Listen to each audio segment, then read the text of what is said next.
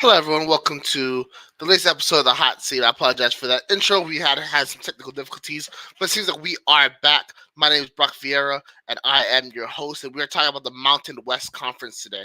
Now, the Mountain West is home to some of the best football in the entire country. They've always played really good ball. They've sent a bunch of teams to the Power Five. They've been very successful in New Year's Six bowl games, especially the BCS era. And just for the large part of their history, the amount of NFL talent that's come out of there has been basically numerous. With that being said, we're here to talk about three things when it comes to this conference. One, our predictions for this upcoming season. We're talking about my first team. We're debating it, and then also in the end, we're just going to talk about our predictions for this conference, kind of going forward. Now, before I bring my special guest on, I want to talk a little bit about this guy. Now, this guy I met a long, long time ago from our home state of Hawaii.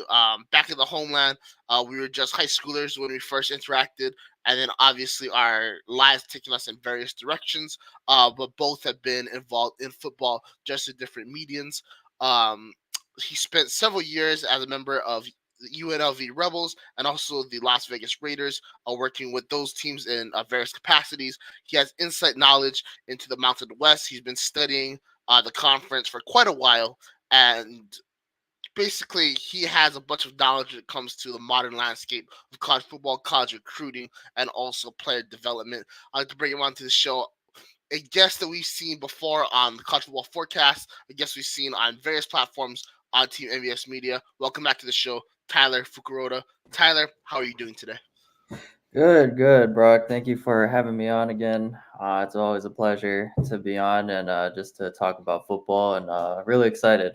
We get to talk about the Mountain West Conference, conference that for some time you and I have grown up watching, of course, with our personal interests, but also conference that I've had the pleasure of being a part of. And yeah, just really excited to get to discuss in the Mountain West. Absolutely. So, just to give people a little bit of background about us, we do have a bit of bias. We are both UNLV alums, of course, but however, we do put that aside to look at the conference as a whole. So, first, I want to start off with the defending champions, Boise State. Now, they are coming back stronger than ever. Their interim coach was promoted to the head coach, first ever interim coach to win a conference title. Um, Obviously, they did that last year against UNLV. This year, they're coming back stronger than ever, led by their star running back Ashton Genty, who we will be discussing for in a little bit. Do you believe Boise State has what it takes to repeat? And what is your view about Boise State entering 2024? Absolutely. I mean, not only does Boise State have the opportunity to repeat as champions, but with the new 12-team format for the college football playoffs, I do believe that in a perfect world that they will have the opportunity to also be able to clinch one of those spots. They did lose their starting quarterback going into the offseason to the transfer portal this year. However, I do believe, in my personal opinion, that they have upgraded in that position, bringing in USC transfer Malachi Nelson, and now you pair him with the best running back in the country. Um, I can't see them, not repeating this year. But also, with a new head coach in charge, who the players do seem to rally around as they finished strong last year. I think all the right pieces are in place for them to repeat, and potentially also to be the first Mountain West team to go to the college football playoffs as well. They have a big opportunity ahead of them this season. Absolutely. And for everyone that may not know, the college football playoff in 2024 expanded to 12 teams. One of those slots was specifically designated for a G5 school. I can't even call it G5 anymore. Whatever it is, a non-power four school, right? And basically, that's like the highest ranking school gets the nod. Last year, Liberty got the nod in terms of the New Year's Six bowl game. Now, of course, that now transfers to the playoff. Boise State has a long track record of having success against top opposition. I believe in 2010, they were the number two team in the nation. They did that also by winning a ranked game at Virginia Tech. They had victories over Oklahoma in the 7 Fiesta Bowl. They have a victory over Arizona, also in the Fiesta Bowl, and they actually have a third Fiesta Bowl victory over TCU. But at that time, TCU was a member of the Mountain West. Um, you talked about Malachi Nelson, and Malachi Nelson is one of many transfers that have come into the Mountain West this year for the Power Four. Others are USC's Corey Foreman, who's not Fresno State, uh, former Texas A&M Aggie, but he didn't really play for the Aggies. He was made his name out of North Carolina. Tony Grimes comes in for UNLV, and it just lists a whole host of transfers. Are there any other transfers that you think are going to have a big impact on this season? For their team, For Boise State. or just any team in the conference in general. I mean, there's a lot of great transfers and great talent coming into the Mountain West, but I mean, really want to redirect that to Malachi Nelson again. It's a guy who, coming into his sophomore season, I believe, is when, I first started to watch him, especially when I was at UNLV. A kid that we identified and, obviously knew that we couldn't get, but hands down, one of the most talented prospects that I've ever seen at the quarterback position. For whatever reason, it didn't work out at USC, but what a blessing for Boise State to have a talent at the quarterback position. So I'm really, really excited. That's my number one transfer portal prospect for the Mountain West that has come in. So, I can't say it enough. Just very, very excited to see him come in and play this upcoming season. Absolutely, and what Nelson represents is the new era of college football in terms of the transfer portal. Now we're seeing it both ways. Obviously, Nelson left USC to come to Boise State, but in the same breath, Jaden Maiva left UNLV to go to USC. Do you think that in the long term, we're going to see a lot more high quality players leaving Power Four conferences to come to the Mountain West, or do you think that the Mountain West is going to continue to be plucked of talent headed to the Power Four? I do believe with the new 12 team playoff format, I do believe that it gives more of a balance of powers, especially to these group of four schools coming in, and not to mention also with the Mountain West kind of unofficially merging with the Pac-2. With Washington State and Oregon State, and expanding the conference a little bit. That's and not even to say that the Mountain West has a plethora of talent. If you stay up late at night long enough to know that the Mountain West has a lot of talent. I do believe that the top of the Mountain West can go in and compete with a lot of Power Five schools. So I do believe that it will start to balance itself out. I do see a lot of transfers, wanting to come in and wanting to play at these Group of Five schools, especially with the Mountain West, who I do believe, all bias aside, is the most talented Group of Four conference in college football.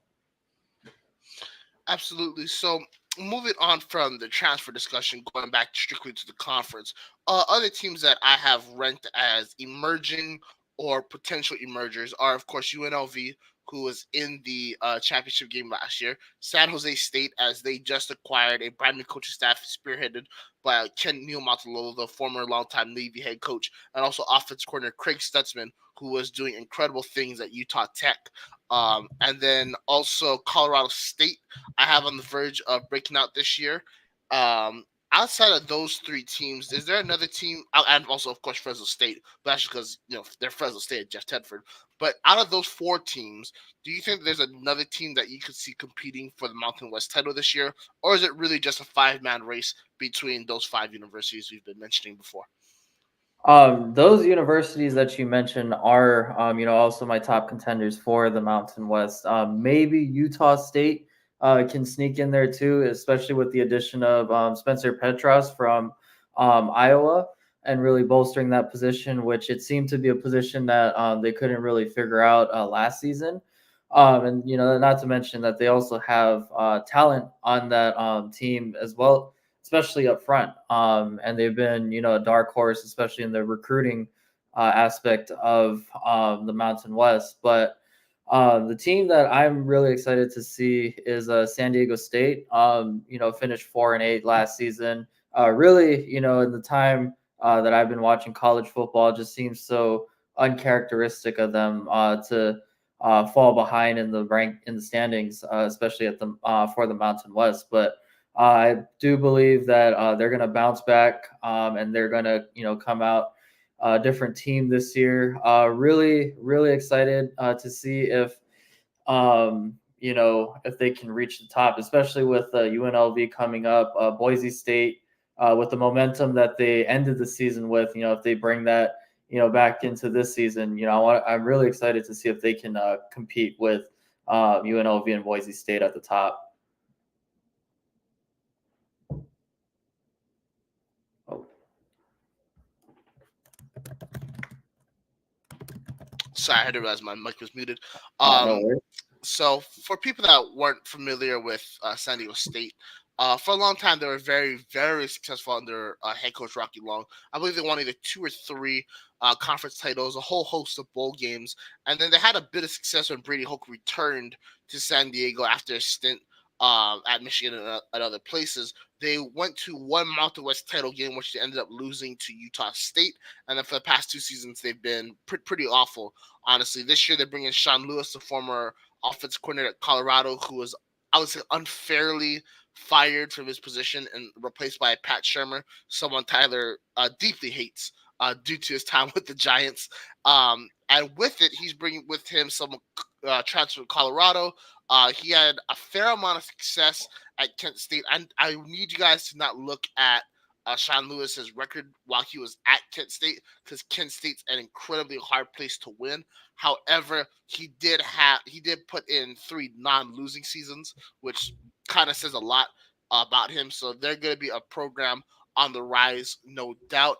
Another program that I have kind of listed, and the last one I want to talk about before we move on, just because it's so close to our hearts, is Hawaii. Now, Hawaii is entering year 3 in the Timmy Chang era. They've officially gone back to the run and shoot offense, and we're kind of waiting to see what happens this year. I believe they have a lame duck quarterback situation with Braden Shager. I mean, he tried his luck in the transfer portal, but there was a reason why he returned to the University of Hawaii. I think they have a very excellent receiving core, which we're about to get to in a little bit. But for a long time, they have not been that good. They haven't qualified for a bowl game since the 2021 season, and they haven't played in a bowl game since the 2020 season. What do you think about Hawaii this year, and do you think that there's a chance they could be bowl eligible? As far as a chance to be bowl eligible, I do believe, coming into every season, starting, 0-0, every team has a chance to be bowl eligible. Now, how good are their chances? I don't really like it this year.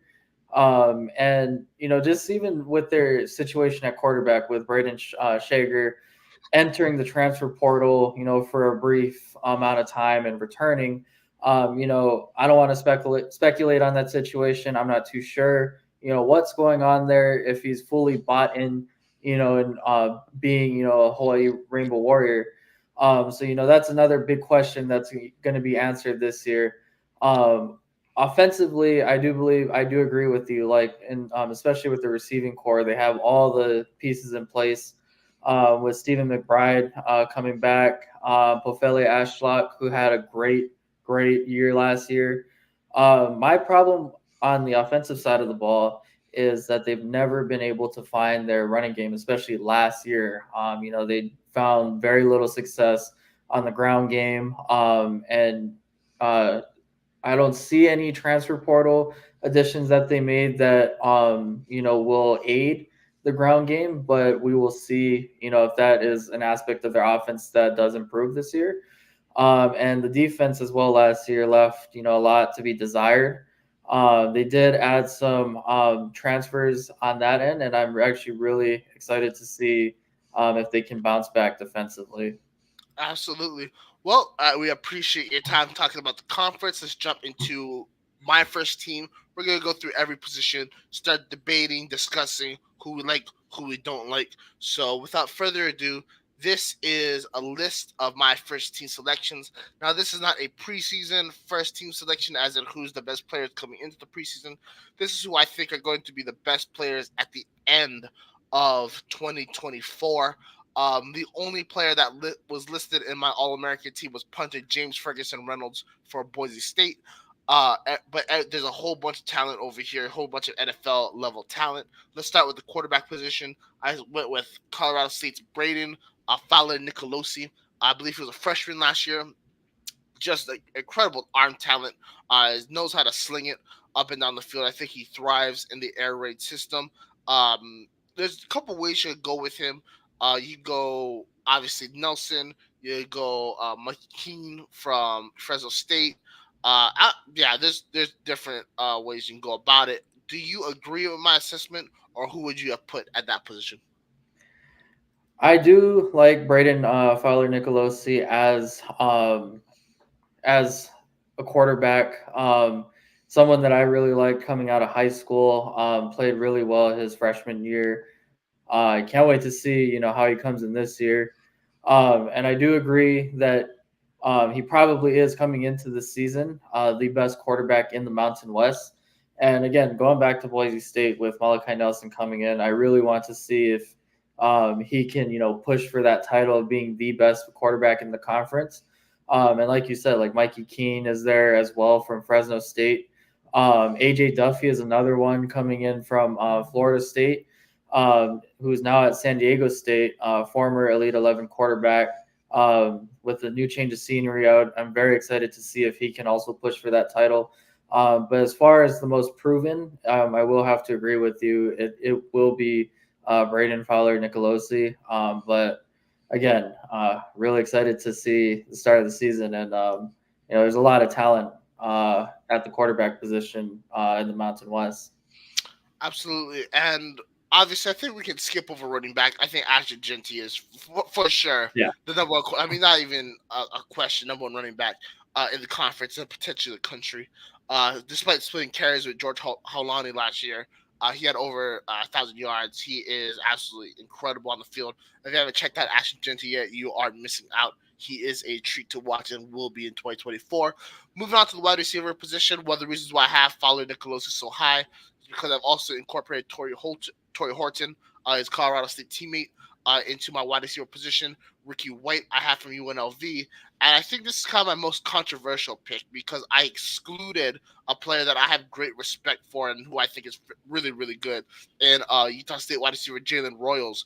And even I put him over his teammate who had over 1,000 yards last year as well, Stephen McBride. But I think Pofele Ashlock takes a massive step up in 2024 and really establishes himself as a true number one wide receiver. So that rounds up my wide receiver list. What do you think? Do you agree or do you disagree? I definitely agree with that list. Ricky White, I do believe, is one of the best wide receivers, not only in the Mountain West, but in the country. And he will be a draft pick in the NFL draft coming up in 2025. Torrey Horton as well is a NFL prospect, one of the best receivers in the Mountain West as well. Pofele Ashlock has a lot of promise. Had a really good freshman year last year, and really excited to see what he's going to do. And I definitely do believe that he is one of the best in the Mountain West. Another receiver that I do believe can take that spot though and be with Ricky White and Torrey Horton is also Lewis Brown, the fourth, who is at San Diego State, who was really good at Colorado State last year. He's still a young player, and I do believe that he can, in a new environment, can also make a statement for himself this season as well. Fair. Is there any wide receivers that I excluded from this list that you would have put up there? Maybe not instead, but just also included as a first team caliber type of player? I mean, I think the players that you mentioned are, who I'd also put up there as well. I mean, there's a lot of talented receivers in the game of football in general at this point, but there's none other that really stand out. Especially other than Ricky White and Torrey Horton. That's fair. So again, apologies to Utah State fans. Jalen Rose is an excellent wide receiver, and he's gonna have a great year. I just think Feli Ashlock is gonna have eclipse him statistically. Moving on to the tight end position, I have a transfer coming in. Michael Harrison from Colorado. He is coming in to be San Diego State's tight end. I have him as my first team tight end. Do you have a guy you'd replace him with, or what do you think? At the moment, no. I mean, there's no other player that I would replace him with. Yeah, it's hard because the tight end position in the Mountain West is I don't know, it's kind of lacking currently. I think Dallin Hooker was kind of like the cream of the crop last season, and now that he is gone, there really just isn't like a player that at this moment really stands out for me. Moving on to the offensive line, let's go back to the list. Cage Casey, I have as my left tackle from Boise State. I think it's going to be a all Wyoming party interior. Wes King, No Foafia Tualafono, and Jack Walsh. Jack Walsh is a player that I'm very, very, very high on. Those three Wyoming Cowboys had themselves a game against Texas last season where they bullied Tavondre Sweat and also Byron Murphy the second. Uh, but at the same time, Frank Crum, who's now in the NFL, was also a part of that offensive line. Tiger Shanks, a first teamer last season, um, gets ranked as my number one right tackle for the Mountain West this year. Any disagreement over there on the offensive line? No disagreement on the offensive line, and actually, I do want to put this out there, especially with the Tiger Shanks. Someone who was a redshirt freshman when in my first year working for the UNLV football team, and just to see the strides that he has made, coming into today, it's incredible to see him make to see him make multiple first all Mountain West teams and just the improvement that he's made and the work that he's put in. It's actually really incredible to see. That he's being held in high regard. Coming into this season. So hats off to him. Absolutely. Let's transition over to the defense side of the football. For defense, I went with a standard nickel defense. Edge rushers, just what edge means. So that counts for both defensive ends and on-ball linebackers. Let's start off with defensive tackles. I have Peyton Zorjic from Air Force, and then Sowane Toia from San Jose State. Toia was a Mountain West second team selection last year. I believe he takes the first team spot. Any comments on the defensive tackles? No comments on the defensive tackles. I think this is a great list that you have. Absolutely don't disagree with this at all.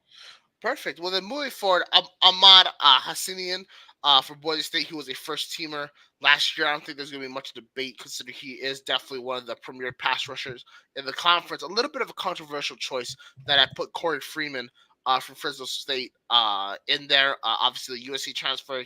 I believe, has played college football for this is his fourth year. Hasn't really had a lot of success at the collegiate level so far.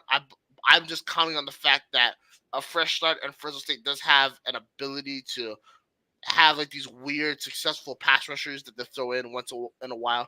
I think he kind of qualifies for it. But do you think that it's a bit much to say he'll be a first teamer in his first year, or do you think I'm on the money? I wouldn't say that it's a stretch to say that by any means. He's a very talented player. Really excited to see what he's going to do this year. But again, there's lots of talent at the edge position coming in, especially with it being one of those positions. As the game of football evolves, there's going to be the edge position has really become a premium position in college football, and he's one of the better players at that position in the Mountain West. So by no means is it a stretch. But I do believe that there are going to be, a lot of players in the Mountain West that will be competing for that spot. As far as, Ahmad Hassanan, I mean, he's a no-brainer pick for this spot on the first team, though. Absolutely. So I think that the two linebackers are also no-brainer picks. Jackson Wardard and MJ Tafisi Jr. Both of them were Mountain West first teamers last year's, coming back, years experience in the same defenses. I don't really think there's much to discuss right there. That's why I want to move on to the DB room because for some reason this year there's so many good DBs in the Mountain West, and I have maybe it's a little bit of home and field advantage, a little bit of bias, but I had Tony Grimes and Cameron Oliver from UNLV taking up two of the slots, and then Javion Cole from San Jose State. Any other players that you would include in that list, or is there any of those three that you would exclude from being first team defenders? I will say, Tony Grimes is. I can't say that it's a bold pick, but he will be an interesting player to watch this year because, coming into the Mountain West as a former five-star recruit at the DB position, having a bit of an off year last year, I'm very interested to see, if he, comes in strong. A player, and again, this may sound biased for me, but a player that I'm actually pretty excited to watch at the corner position this year will be Cam Stone from Hawaii. And, a very talented player who's kind of gone under the radar, on a Hawaii defense that has just underperformed, within the past couple of years. But he's one of the bright spots on that defense that I also believe can make a case to be a all conference first team caliber player this year. Absolutely. So that should be very interesting because Hawaii's defense coordinator is definitely an experienced one. Dennis Thurman. So Dennis Thurman is the current defense coordinator, but he's also a cornerbacks coach, and he played cornerback growing up. He played at USC. He played 7 years for the Dallas Cowboys and then a year for the St. Louis Cardinals. After that ended, he immediately I believe took a year off after he retired, and then immediately became the Cardinals DB coach for 2 years. Coached at USC DBs for about 7 years, and then he had a long time NFL career with stops at Baltimore, the Jets, the Bills, where he spent time as the DC of both the Jets and the Bills. Um, Recently, he was with Deion Sanders at Jackson State and then Colorado, and now he comes to Hawaii. Do you think that an inclusion with a or do you think that studying with a coach like Thurman is going to increase Stone's game, or do you think considering Thurman's age and also the evolution of the position that he may be behind the eight ball in terms of football education? I do believe that a change in defensive coordinator, I mean, it can either go, one of two ways. But, with someone who brings so much experience, I believe that Cam Stone's only going to improve, especially with the talent that he has. I don't see him regressing this year at all. I believe that he will, thrive in a new system, especially, with being with a defensive coordinator, the same defensive coordinator for the past 2 years. I think this would be a good change for him. Absolutely. Let's move on to the final two names on the list. Again, I don't really see much debate here at the safety position, considering both these players were Mountain West first team defenders last year. That's something that we're really seeing is that last year a lot of juniors were making these lists, so therefore there wasn't a lot of slots available um, entering their senior seasons. But Jack Howell and from Colorado State and Ike Larson from Utah State, these are guys that I both have day three NFL grades on. I think these guys can be legitimate contributors at the next level. What do you think about them? Do you think they should be replaced, or do you agree with my assessment? I definitely agree with your assessment on that. Another player, again, that I would like to see, come in this year and make a statement is UNLV's own Jonathan Baldwin. Plays strong safety, NFL size, very athletic. Still a young player too, still developing, and I do believe that he can make a statement and also make a case to make the first team as well. Absolutely. So let's move on to special teamers. This is something that you have special team, considering that you're a kicker by trade, and also that you have spent time working with special teamers in a variety of ways in the past. I had James Ferguson Reynolds as my number one punter, a guy that I also had listed as a preseason All American, and then Dylan Lynch from Fresno State. What do you think about those selections? Agree, disagree, and share your thoughts about those two players in general.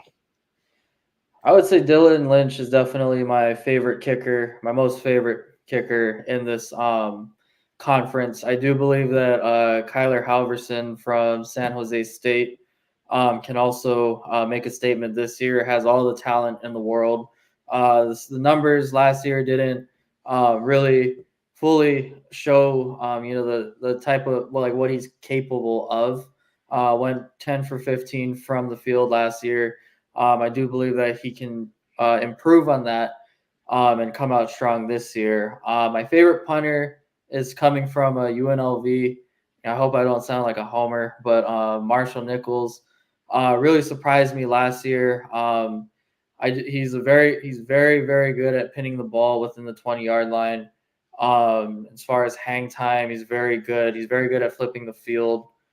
Someone that I would absolutely trust to go out there and consistently flip the field. So those would be my two picks. Would be Halverson and Marshall Nichols. Absolutely. So just kind of going on the punters between James Ferguson Reynolds and Marshall Nichols. So in 2023, Ferguson Reynolds had 55 punts for 270 2,735 total yards, averaging pretty much 50 yards a punt. Marshall Nichols, 51 punts, 2,400 yards, 47.1 yards per punt. That puts him second behind Ferguson Reynolds. What is very interesting is that Marshall Nichols is a sophomore entering this season, and then James Ferguson Reynolds is never mind, he's also a sophomore. So you really have two young talents that I could see being um, at the top of of the nationwide leaderboards entering 2024 and even beyond their careers. I think these are two guys I think a lot of teams are earmarking as potential UDFA pickups, or even with the way the NFL draft has been going, potential selections going forward. Very two talented punters. Dylan Lynch is also a sophomore, very young guy, 24 for 30 last season, 80% field goal percentage. Um, he was very, very efficient from all over the field. For between 20 to 29 yards, 6 for 7. Between 30 and 39 yards, 9 for 10. 40 to 49 yards, 7-10. But to me, the most impressive stat of his from 50 yards and beyond, he went 2 for 3, and then he also went 100% on extra point attempts. I mean, this kid looks like he's going to be a stud in the near future. And when you have a guy that's knocking in multiple 50 plus yard field goals at such a young age, you got to be excited about him. So I think that these guys are going to be all in the NFL very, very soon. All right, well, that kind of rounds out our list. Just putting it right back up here for everyone to take one last look at it. Of course, Braden Fowler Nicolosi is the quarterback for Colorado State. Ashton Jeanty, Boise State running back. Torrey Horton, Richard White, Pofele Ashlock make up our wide receivers. Michael Harrison, San Diego State. Cage Casey, Boise State left tackle. Wes King, left guard, Wyoming. Nofofia Tufono, Wyoming center. Jack Walsh, right guard, Wyoming. Right tackle, Tiger Shanks, UNLV. Going over to the defense side of the football, Peyton Zadorgic, Zadoric. I apologize, sir, because I completely butchered your last name. Air Force Swane Toia for San Jose State. The edges, Ahmad Hassanian. Wow. Ethnic last names. My downfall. Corey Foreman, make up the edge rushers. Jackson Woodard, MJ Tafisi Jr. have a second year on the first team list. Tony Grimes, Javion Cole, Cameron Oliver, 2 UNLV, 1 San Jose State player mix up at corners. Jack Howell, Ike Larson, 2 former first teamers as well make up this year's list. Dylan Lynch, James Ferguson Reynolds, make up our special teamers. We're going to take a quick commercial break. When we come back, we're going to finish up with Tyler's predictions in the 2024 season and what could be beyond for the Mountain West. We'll be right back, guys.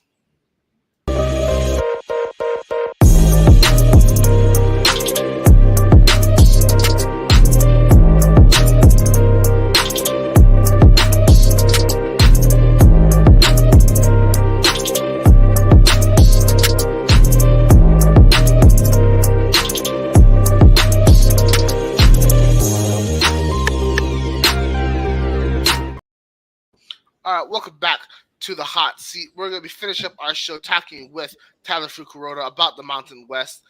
We just went over our first team. Now let's talk about who we think are going to be the winners, the losers, and at the end of 2024. So let me start with you, Tyler. I think we pretty much know the answer already, but who do you predict to win the Mountain West Conference?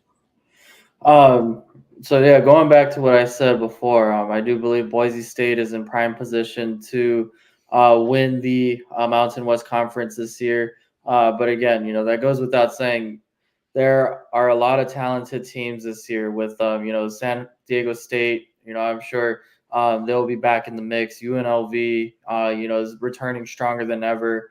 And we also can't forget about Air Force. It's a team that it seems every year in and year out is a very difficult team to figure out with the triple option.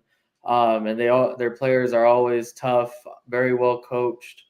Um, but yeah, I'm gonna go with Boise State. Absolutely. So to kind of like put things into perspective of how weird things were last year, obviously I've already mentioned Spencer Danielson taking over for Andy Avalos and then being the first interim coach to win a conference title. What also wasn't talked about enough was in 2022 when Boise State was in trouble, they made a change at the offensive coordinator position, bringing back longtime Boise State coach Dirk Cutter. I can't say his last name. Longtime college coach, was the head coach of the Tampa Bay Buccaneers for a while. He basically saved the 2022 season, and for some reason, he wasn't like given the full time role that went to another coach.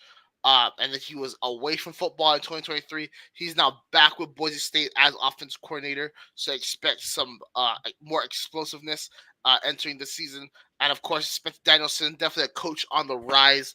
I wouldn't be surprised to see him in a Power 5 job very, very soon. He's only 35 years old. He understands the modern dynamics of college football, and this is a coach that I think is going to have success immediately wherever he goes, as long as he has both financial and vocal support from whoever for whatever program he ventures to next. Unless he wants to make a career at Boise State, nothing wrong with that either. Probably something Brian Harsin should have did, but hey, sometimes you just gotta take a chance, right? So Boise State, I think we have both win the conference. But who will they be playing in the Mountain West Conference Championship game? Well, I would have to go with UNLV on that. I do believe it's going to be a rematch between the two most talented teams in the conference. Barry Odom coming off of what could be considered UNLV's best season,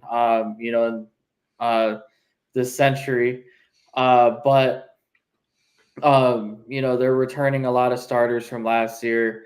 Their running back room is very, very talented. Receiving core is very talented, being led by Ricky White, who I do believe is a top 10 receiver in the country this year. The only thing that I do believe that they need to get figured out is their quarterback situation. They brought in two transfers, but they have yet to officially name a starting quarterback going into this year. And how can I forget to mention that very talented defense as well with Jackson Woodard coming back, very good defensive line unit up at the front.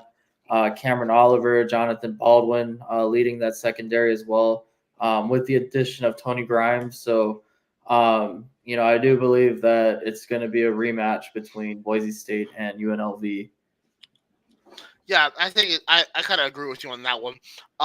It definitely last year was the most successful season in UNLV history in the 21st century. Probably only rivaled to the 2000 season when John Robinson led the team to an 8-5 record and a victory over Arkansas in the Las Vegas Bowl. But of course, with that being literally 24 years ago, um, the sky is the limit for this UNLV football team. I'm discussing it with people online. UNLV football fans, could I be any more excited entering this year? Something that I thought was very interesting was that they were able to retain Brennan Marion, who had himself a absolute phenomenal year last year. His first year as the UNLV's offense coordinator, coming over from the University of Texas, comes from that Steve Sarkisian offensive school of thought, which is derived from multiple schools, but most importantly the Pete Carroll School of Offensive Thought. We definitely saw it implemented this year with stand-up performances, especially through the running game. They had three really good running backs, but one guy I want to highlight is Jet Lester, who absolutely took off last year. I believe as a true freshman. I expected him to have a big year this year. Obviously, they still have to figure out the quarterback situation. I believe they're going with what was his name? Sluka. Sluka, yeah. So Sluka, dual threat quarterback from the FCS. I'm very, very, very excited about him. Again, I'm very surprised they were able to hold on to Brennan Marion. I thought he was in potential for the San Diego State job.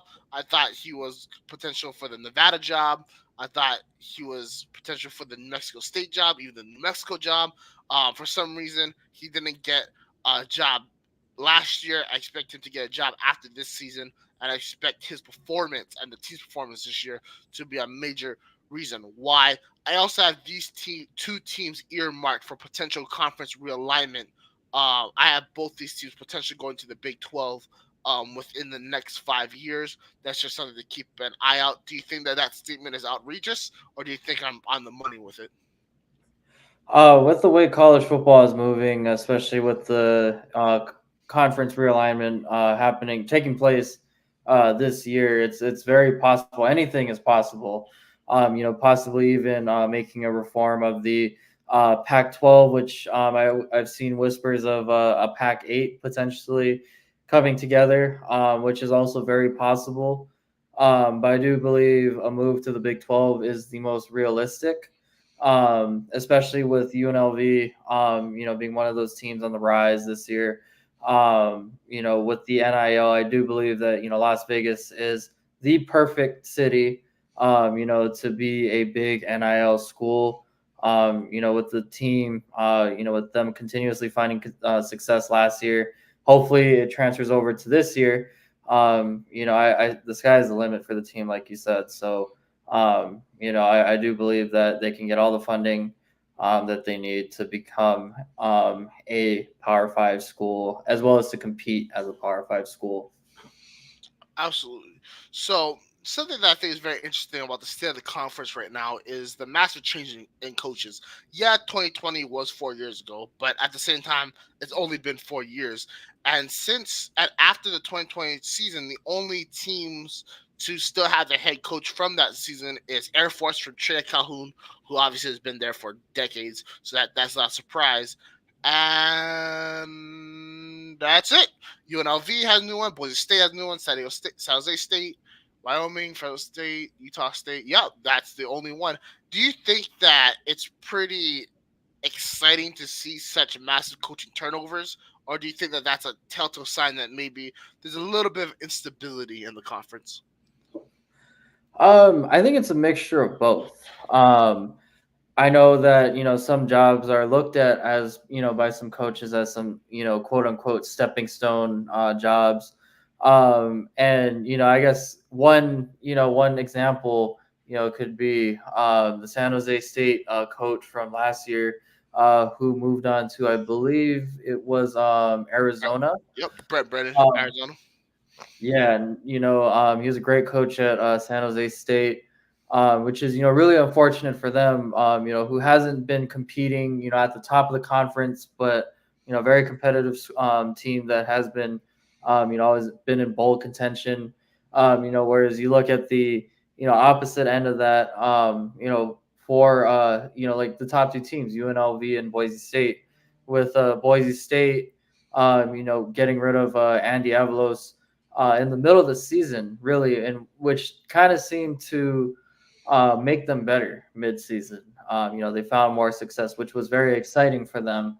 UNLV also going in another direction with Barry Odom and his staff, which is very exciting. So I would say it's a mixture of both. I think some schools can definitely be, a home for new coaches, where as some of these programs will forever be viewed as potentially a stepping stone program. And I think there's a lot of things that factor into it, but I think the biggest one is going to be biggest the two biggest factors I do believe will be program tradition and geographic location. Two of which UNLV and Boise State possess. Absolutely. Well, Tyler, that concludes our show. I want to thank you for your time. Before we head out, just want to plug your stuff. Where can people find you, and what have you been up to? Yeah, so you can find me on Twitter, Tyler Fukuroda. I don't really post much about football as much anymore. I've been out of football for the past year and a half now, and I've just been up to studying computer science now. But still a big football fan, still a big sports fan. So it was a pleasure being on the show, and once again, thank you, Brock, for letting me on the show. Absolutely, man. And for everyone, this is guy that you're gonna see a lot more this fall on the college football forecast when me and Bill Carroll come back. That'll be happening very soon. Watch out for some announcements on that. Tyler, I want to thank you again. I want to thank everyone for watching the Hot Seat every Sunday. This summer we're gonna be coming back next week. I believe we're talking about the SEC. So, I'll keep you guys posted. Until next time, have a good one.